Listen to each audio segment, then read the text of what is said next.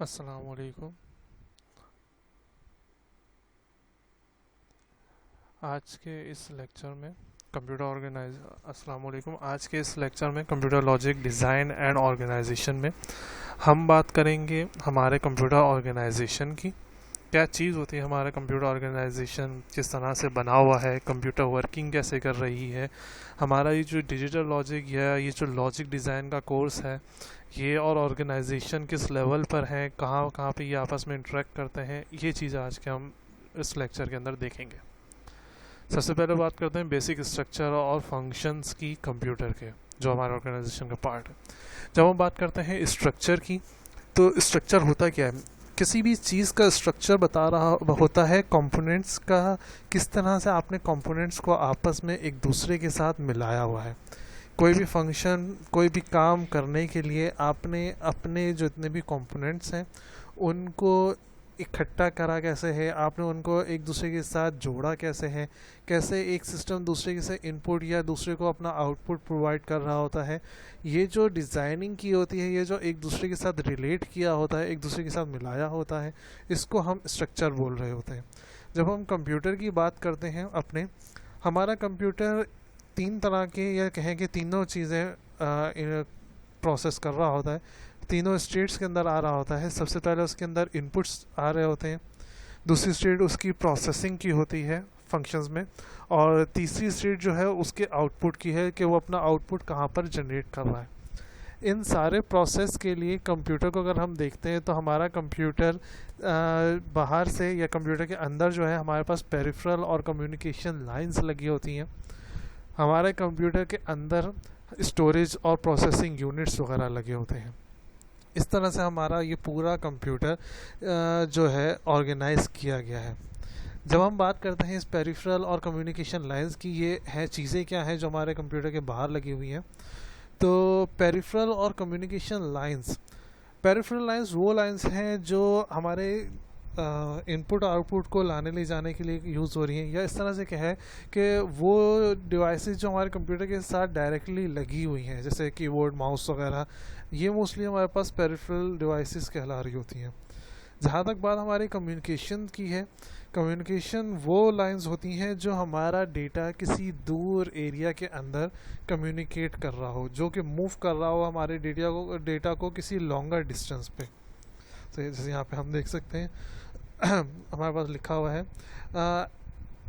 Data receive, ऐसा data जो कि हमें मिल रहा हो किसी भी, या हम किसी भी ऐसी डिवाइस को दे रहे हो जो कि कंप्यूटर के साथ डायरेक्ट अटैच है, तो ऐसी उसको हम कहते हैं इनपुट आउटपुट या पेरिफेरल लाइंस। ऐसी लाइंस को, जो इन लाइंस को, जो वायर्स को यूज़ किया जा रहा है, उसको हम बोलते हैं इनपुट आउटपुट लाइंस या पेरिफेरल लाइंस।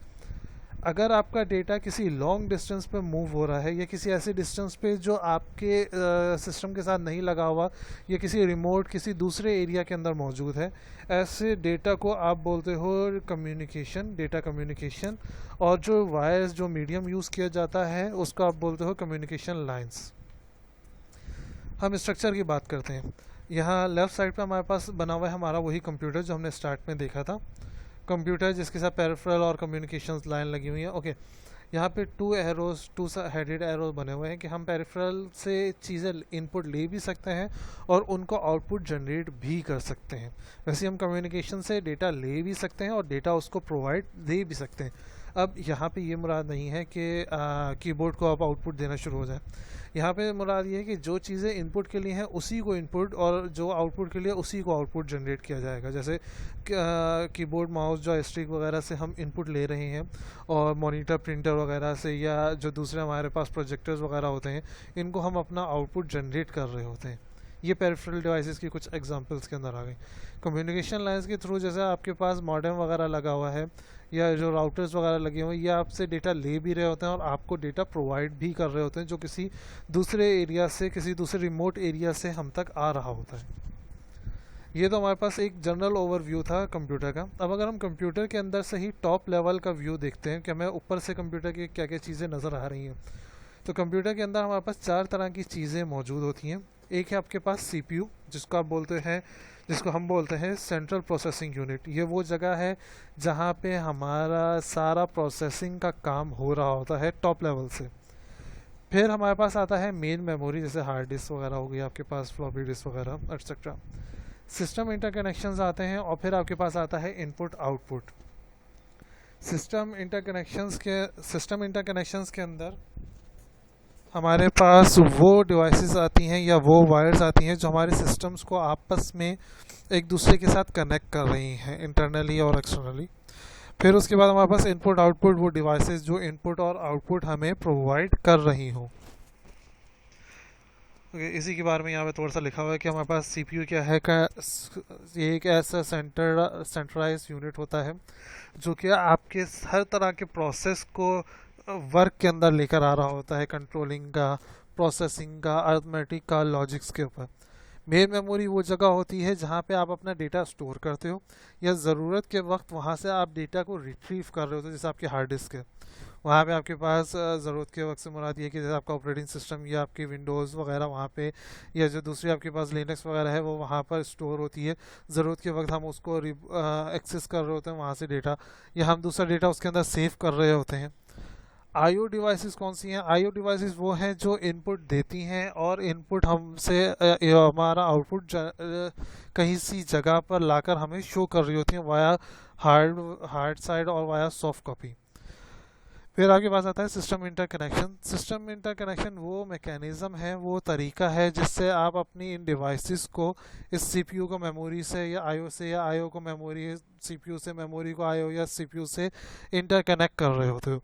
इस इंटरकनेक्शन के अंदर आपका transfer of data from one devices to other भी आ रहा होता है कि आपने किस तरह से इनपुट से डेटा लेकर मेमोरी तक लेके जाना है। तो वो चीज़ जो आपके डेटा को इनपुट से लेकर मेमोरी तक, या मेमोरी से कोई डेटा उठाकर, जो मेमोरी से जो डेटा आ रहा है वो लेकर आपके किसी इनपुट या सीपीयू को लेकर पहुंचा रहा है, तो वो जो चीज़, वो मीडियम आपके पास सिस्टम इंटरकनेक्शन के अंदर आ रहा होगा। अब इसी का हम स्ट्रक्चर्ड व्यू देखते हैं सीपीयू का नेक्स्ट स्टेप के अंदर। तो स्ट्रक्चर सीपीयू के स्ट्रक्चर्ड व्यू के अंदर हमारे पास क्या क्या चीज़ आती हैं? हमारे पास आता है रजिस्टर्स, हमारे पास आता है एएलयू या अरिथमेटिक लॉजिक यूनिट, हमारे पास आता है इंटरनल सीपीयू इंटरकनेक्शन और कंट्रोल यूनिट। ओके, अभी हम जितने भी इस तरह के स्ट्रक्चर देखेंगे, हम देखेंगे हमारे पास यही 4 तरह की चीज़ें मोर और लेस यूज़ हो रही हैं डिफरेंट नामों से। हम चीज़ों को मोस्ट हर लेवल के ऊपर स्टोर भी कर रहे होंगे, हम डेटा को मूव भी कर रहे होंगे एक जगह से दूसरी जगह पे। अगर कोई प्रोसेसिंग का पार्ट है तो हम वहाँ पे प्रोसेसिंग भी कर रहे होंगे, और फिर इन सारे पार्ट्स को मिक्स करने के लिए या एक जगह से दूसरी जगह ले जाने के लिए कुछ वायर्स का, कुछ इस तरह की चीज़ों का यूज़ भी किया जा रहा होगा। जैसे लास्ट उसके अंदर हम मेमोरी यूज़ कर रहे थे कंप्यूटर के अंदर, सीपीयू के अंदर हम वही काम ले रहे होते हैं अपने रजिस्टर से।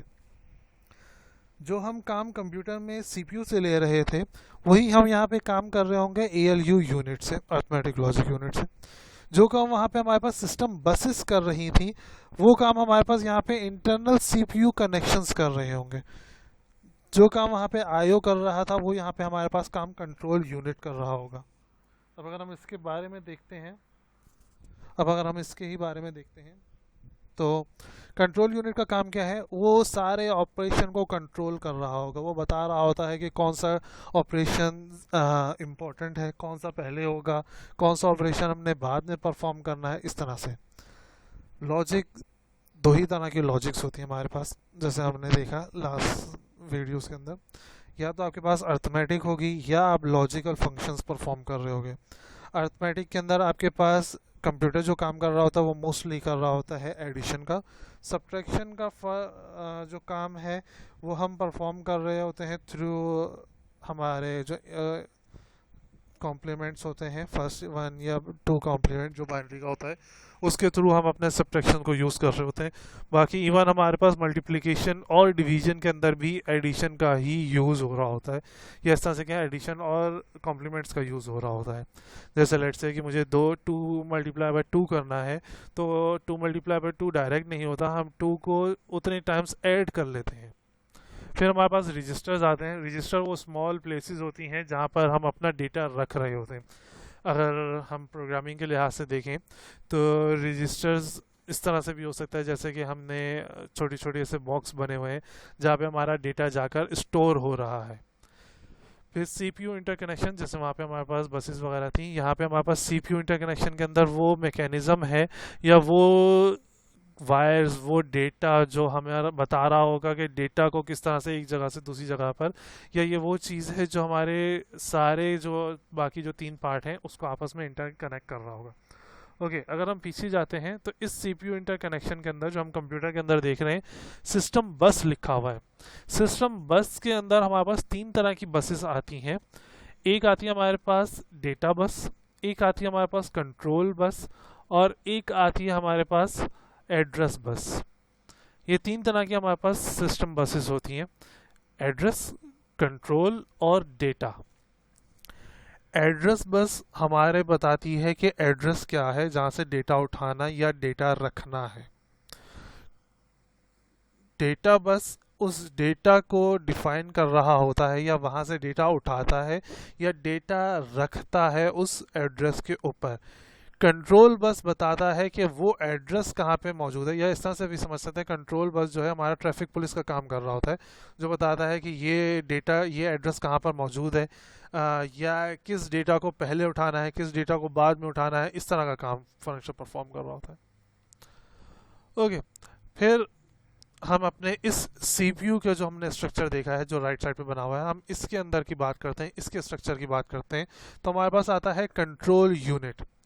इस कंट्रोल यूनिट के अंदर हमारे पास 3 तरह की चीज़ आती हैं। सबसे पहला आता है हमारे पास सीक्वेंसिंग लॉजिक, फिर हमारे पास आता है control unit registers and decoders, जो हमने अपने इस डिजिटल लॉजिक या कहें कि कंप्यूटर लॉजिक डिज़ाइन के अंदर पार्ट के अंदर देखा होगा। और फिर हमारे पास आता है कंट्रोल मेमोरी। सीक्वेंसिंग लॉजिक्स के अंदर हम लॉजिक्स क्रिएट कर रहे होते हैं डिफरेंट तरह की, कि कब एंड आएगा, कब और आएगा, इस तरह से। जो जहाँ तक बात रजिस्टर्स की है या डिकोडर्स की है, तो ये हमारे डेटा को मल्टीप्लेक्स, डी मल्टीप्लेक्स या कोड इनकोड कर रहा होता है फॉर इंक्रिप्शन डिक्रिप्शन के फंक्शंस के अंदर, ताकि हमारा डेटा इजीली एक जगह से दूसरी जगह पर पहुंच जाए। कंट्रोल मेमोरी हमारे मेमोरी को कंट्रोल कर रहा होता है कि कितना मेमोरी हमें चाहिए, कहाँ पे हमारा डेटा रखना है, कहाँ पे डेटा स्कैटर करना है, ये सारा काम हमारे पास इस कंट्रोल मेमोरी के अंदर आ रहा होता है। यहाँ तक हमारी बात थी अपने जो कंप्यूटर है उसके स्ट्रक्चर की। अब इसके बाद हमारे पास स्टार्ट होता है फंक्शन का। हमारा जो कंप्यूटर है वो 4 तरह के फंक्शंस परफॉर्म करता है। 3 यूनिक हैं और 14 हाइब्रिड है हमारे पास। पहला जो हमारे पास फंक्शन आता है वो आता है प्रोसेस का, दूसरा आता है स्टोर का, तीसरा आता है हमारे मूव का, और चौथा जो हाइब्रिड है वो है कि तीनों फंक्शन को कंट्रोल का। फंक्शन असल में होता क्या है? फंक्शन होता है कि इंडिविजुअल वर्क, वो किस तरह से आपका कोई भी कंपोनेंट, कोई भी एक पार्ट उस पूरे स्ट्रक्चर के अंदर अपना वर्क प्रोवाइड कर रहा होगा, या उसका अपना क्या काम होगा, वो किस तरह से खुद वर्क कर रहा होगा, और उसके वर्क को या दूसरे सिस्टम्स को देखते हुए उसने अपने वर्क को कैसे चेंज करना है, कैसे अपने आप को परफॉर्म करना है, ये फंक्शन होता है। ये 4 तरह के फंक्शन है जिसको अगर हम देखते हैं, तो अगर हम एक टोटल व्यू देखें तो ये चारों फंक्शन आपस में इनपुट और आउटपुट ले रहे हैं। ओके, अगर हम पॉसिबल ऑपरेशंस को देखते हैं, अगर सिर्फ डेटा मूवमेंट की बात है तो हमारे पास ये ए डायग्राम है। डेटा आता है कंट्रोल के अंदर, जाके वापस मूवमेंट के अंदर चले जाता है, बता रहा होता है कहाँ पे मूव करना है। अगर डेटा स्टोर हो रहा होता है या स्टोरेज डिवाइस का यूज़ होता है, तो हम क्या करते हैं, मूवमेंट से कंट्रोल के अंदर आते हुए स्टोर में, या स्टोर से कंट्रोल की तरफ जाते हुए हम डेटा को मूव कर देते हैं। अब ये मूवमेंट के अंदर हमारे पास रीड और राइट दोनों आता है। अगर तो हमने राइट कराना है तो टूवर्ड्स स्टोरेज साइड, अगर हमने रीड करना है फ्रॉम स्टोरेज तो टूवर्ड्स मोमेंटम जा रहा होता है। यही काम अगर मुझे प्रोसेस करना है तो मेरे पास डायग्राम सी आती है। स्टोरेज के अंदर पहले डेटा भेजा जाता है, वहाँ से कंट्रोल उसको वहाँ से डेटा लेते हुए प्रोसेस करता है और फिर वापस ले जाकर कहाँ सेव कर देता है, स्टोरेज पे। प्रोसेसिंग के बाद डायरेक्ट चीज़ मेमोरी के अंदर नहीं आती। और अगर आपने यही सारा डेटा पूरा कंप्लीट जो हमने कहा था यूज़ करना है, तो फिर हमारे पास डायग्राम डी आती है कि हमने स्टोरेज से डेटा लिया, प्रोसेस करा, कंट्रोल ने उसको मूवमेंट में भेज दिया, या मूवमेंट से लिया, कंट्रोल ने उसको प्रोसेस करा और स्टोरेज की तरफ भेज दिया। इसके बाद हम देखते हैं 2 तरह की चीज़ें आती हैं हमारे कंप्यूटर ऑर्गेनाइजेशन के अंदर या कंप्यूटर से रिलेटेड। एक आता है हमारे पास आर्किटेक्चर और दूसरा आता है कंप्यूटर का ऑर्गेनाइजेशन। वैसे जब आप गूगल के ऊपर सर्च करेंगे तो दोनों तरह की चीज़ें आ रही होती हैं। आर्किटेक्चर बताता है कि किस तरह से वो चीज़ डिज़ाइन हो रही है, किस तरह से वो चीज़ हमने डिज़ाइन करनी है हार्डवेयर साइड की। ऑर्गेनाइजेशन बताता है कि वो जो डिज़ाइन करा है हमने उसको ऑर्गेनाइज कैसे करना है, हमने कौन सी चीज़ कहाँ पे रखेंगे तो वो चीज़, या कौन से डेटा को किस वक्त यूज़ करेंगे तो हमारा वो आर्किटेक्चर कंप्लीट होगा। फिर हमारे पास यहीं पे बताया हुआ है कि किस तरह से ऑर्गेनाइजेशन और आर्किटेक्चर हमारा वर्क कर रहा होता है। कंप्यूटर आर्किटेक्चर उन एट्रीब्यूट्स को रेफर करता है जो प्रोग्रामर को विजिबल होते हैं, जैसे सेट ऑफ इंस्ट्रक्शंस, इंटीजर्स, दूसरे जो और डेटा टाइप्स हैं, कहाँ पे हमने डेटा को एक्सेस मेमोरी वगैरह करना है। ऑर्गेनाइजेशन क्या कर रहा होता है, इसके बैकएंड का काम। बैकएंड का काम से मुराद ये है कि किस तरह से उन डेटा सेट को या उस प्रोग्राम को जो हमने इनपुट दिया है कैसे कंप्यूटर को समझाना है, कैसे उस डेटा को इम्प्लीमेंट करना है, वहाँ पे किस तरह से हमने डेटा को सेव करना है 1 zeros के फॉर्म में। ये काम आपके कंप्यूटर ऑर्गेनाइजेशन का होता है। ओके, वही वाली चीज़ जो अभी हमने बताई वही यहाँ पर हमारे पास डिफाइन है वर्डिंग के अंदर कि हार्डवेयर विजिबल टू प्रोग्रामर और इनविजिबल टू प्रोग्रामर है। फिर आपके पास आता है ऑर्गेनाइजेशन के अंदर अगर हम बात करते हैं इश्यूज़ की, तो आर्किटेक्चर के इश्यूज़ जो होते हैं हमारे पास आता है रिस्क और सिस्क और पाइपलाइनिंग एटसेट्रा। ऑर्गेनाइजेशन के जो होते हैं वो हमारे पास आईओस, कंट्रोल यूनिट्स और मेमोरीज़ के होते हैं। Reduce instruction set, complex instruction set mostly हमारे प्रोग्रामिंग्स के अंदर आ रहे होते हैं, किस तरह से हमने अपने प्रोग्रामिंग के अंदर करते हुए उसको कैसे कंप्यूटिंग के अंदर काम करना है। और फिर हमारे पास 2 तरह की पाइपलाइनिंग आ रही होती है, वॉन न्यूमैन और दूसरी कि हमने अपने आर्किटेक्चर को कैसे डिज़ाइन करना है अपनी वर्किंग के लिए। ऑर्गेनाइजेशन इश्यूज़ के अंदर क्या आता है कि हमने कितनी इनपुट्स लेनी है, कितनी हमारे पास जगह बच गई, कैसे उस डेटा को जो उन इंस्ट्रक्शन सेट से हमारे पास आ रहा है उन प्रोग्राम में से कैसे डेटा को इंस्ट्रक्ट करना है 1 zeros के फॉर्म में, कैसे अपने बैकएंड के स्ट्रक्चर को देना है और फिर उसका कैसे यूज़ होगा। ओके, फिर हमारे पास इस पूरे स्ट्रक्चर को यूज़ करने के लिए हम जो प्रोग्रामिंग यूज़ कर रहे होते हैं जो कंप्यूटर लेवल पे होती है, वो मोस्टली या कंप्यूटर जो यूज़ कर रहा होता है बैकएंड पे, वो होती है आपके पास असेंबली लैंग्वेज। एक कंप्यूटर की हायरार्की यहाँ पर हमने शो की हुई है। इस हायरार्की के अंदर हमारे पास जो ये डिजिटल लॉजिक है या जो हम लॉजिक्स पढ़ रहे हैं सर्किट्स वगैरह के अंदर, वो सबसे नीचे है, हम देख रहे हैं डायग्राम से हम इजीली यहाँ पे देख सकते हैं, जैसे एंड गेट और गेट्स वगैरह बनी हुई है। ये सबसे पहले लॉजिक 0 होती है। हम अपने इन एंड गेट और गेट के लिहाज से फिर सिस्टम को डिज़ाइन करते हैं, फिर उसके बाद हम अपना कंट्रोल बनाते हैं डिफरेंट चीज़ों का, जैसे किस तरह से ये डिफरेंट चीज़ें आपस में कंट्रोल होंगी जो कि माइक्रो कोड और हार्ड वायर के थ्रू हो रही होती हैं। डिफरेंट एंड गेट और गेट जो हमने बनाए हुए हैं, इनके डिफरेंट जो कॉम्बिनेशन है उनको किस तरह से आपस में मिलाना है। फिर जो आपके लेवल 2 होता है उसके अंदर आपके पास मशीन बन जाती है, और इसके लिए आप क्या यूज़ कर रहे होते हैं, इंस्ट्रक्शन सेट आर्किटेक्चर्स। कौन कौन से इंस्ट्रक्शन सेट होंगे जो हम इसके अंदर यूज़ कर रहे होते हैं। इंस्ट्रक्शन सेट मोस्टली वो बैकएंड के प्रोग्राम होते हैं जिनको हम यूज़ कर रहे होते हैं, मेमोरी प्लेसेस। फिर हमारे पास सिस्टम सॉफ्टवेयर आते हैं। सिस्टम सॉफ्टवेयर के अंदर हमारे पास आता है ऑपरेटिंग सिस्टम्स, लाइब्रेरी कोड्स वगैरह।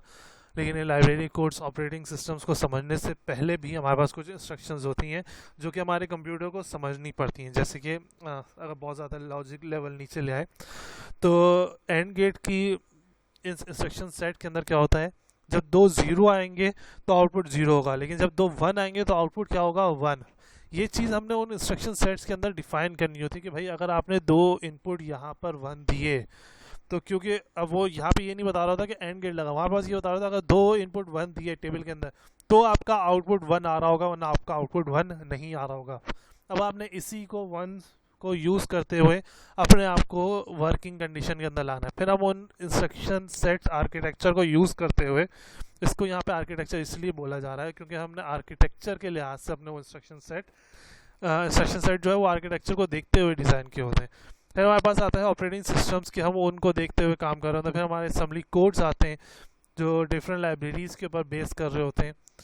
असेंबली कोड के ऊपर फिर हमारे पास हाई लेवल लैंग्वेजेस आ जाती हैं जो सी, जावा, फोर्टन वगैरह आजकल हम यूज़ कर रहे हैं। और फिर उसके ऊपर हमारे पास एग्जीक्यूटेबल प्रोग्राम्स आ जाते हैं जो हमारे इन असेंबली लेवल्स को या हाई लेवल लैंग्वेजेस को यूज़ कर रहे होते हैं। जैसे हम गेम्स वगैरह खेल रहे होते हैं, हमने माई कंप्यूटर देख रहे हैं, माई कंप्यूटर के पीछे भी बहुत बड़ी प्रोग्रामिंग की होगी कोई हाई लेवल की, फिर उसके पीछे असेंबली, उसके पीछे system, machine control, digital logic लगा होगा।